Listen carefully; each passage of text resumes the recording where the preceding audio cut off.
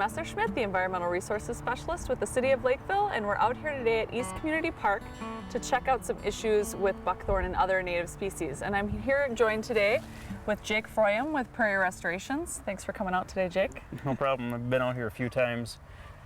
Pretty much what we have going on out here is over the years we've done restoration, you'll see behind me, of prairie planting, and then we're in the process of getting into this really nice oak woods that has been overgrown with buckthorn and other invasive woody species like honeysuckle, some prickly ash in here. So the first step was getting this nice prairie behind us established, and so from my understanding last fall the City of Lakeville had some equipment in here and did mechanical removal in the woods of all the large buckthorn of about 3 acres out here. And then anytime you get rid of all that buckthorn, there's the seedlings that you need to follow up with. So if you look in the woods, you can see this layer of seedlings out there, and that's because buckthorn has about a 5-year soil life.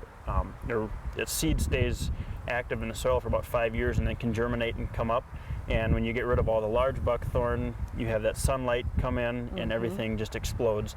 So if you're going to remove the large buckthorn, you have to have a plan in place to go after the seedlings that come up. What we've done out here is something unique about buckthorn because it's from Europe.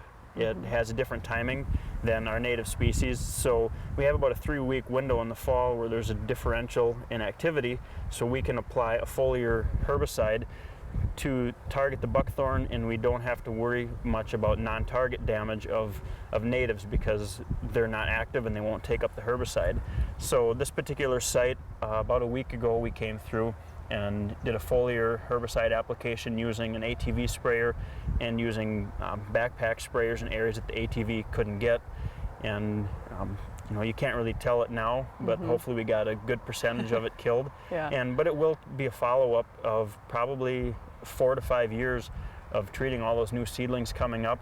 And then typically you can back off to every 2 years to every 3 years and just get the new seedlings that are, or the new seeds that are being brought in by birds, because birds are the major way that these seeds get moved around. Yes, yes, they are.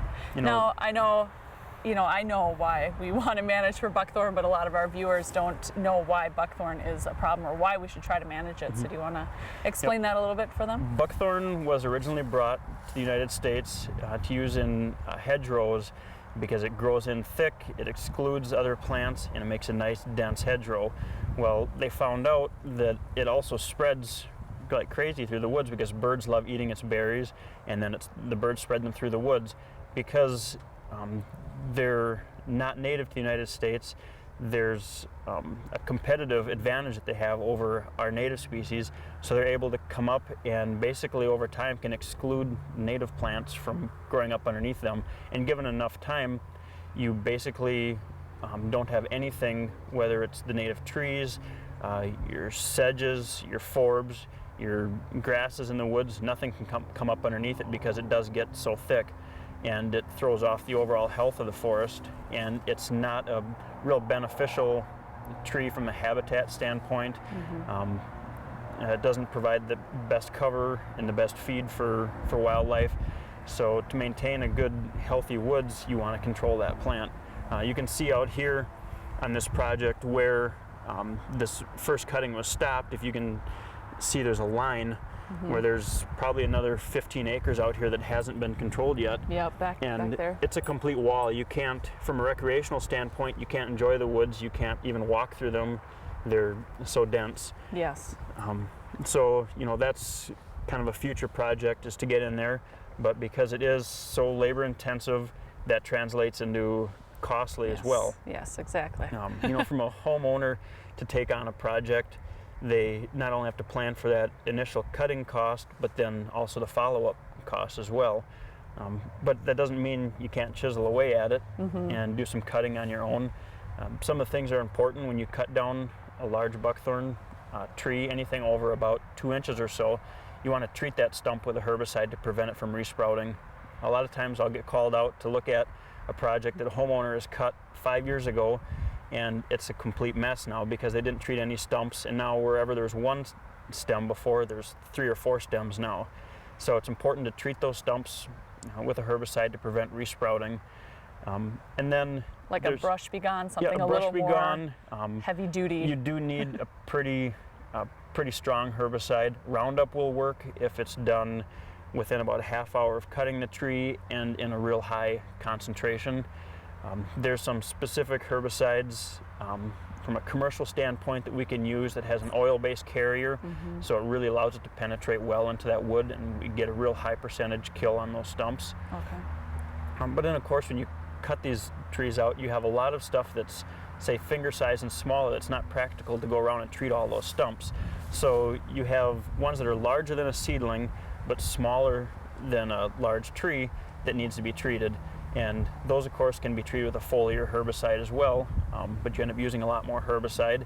And some people are sensitive to herbicides and the use of herbicides. So the City of Lakeville, I understand, has a tool that homeowners can use that works real well on that intermediate to small size buckthorn to be able to pull those out of the ground. And you can avoid using herbicide, especially on a smaller area where it's more practical to do some hand work. Right. We've got, this is the tool right here, and it's basically a lever that you can put on the stem of the small tree and then pry it loose from the ground. Anytime you're doing a lot of prying and pulling, you're causing soil disturbance.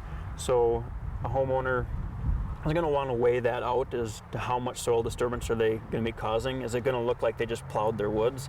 Right. So what I like to do if I pull any weed is to kind of step that clump of dirt you pull up. I like to step it back in, and that helps prevent more weeds from getting started in that spot.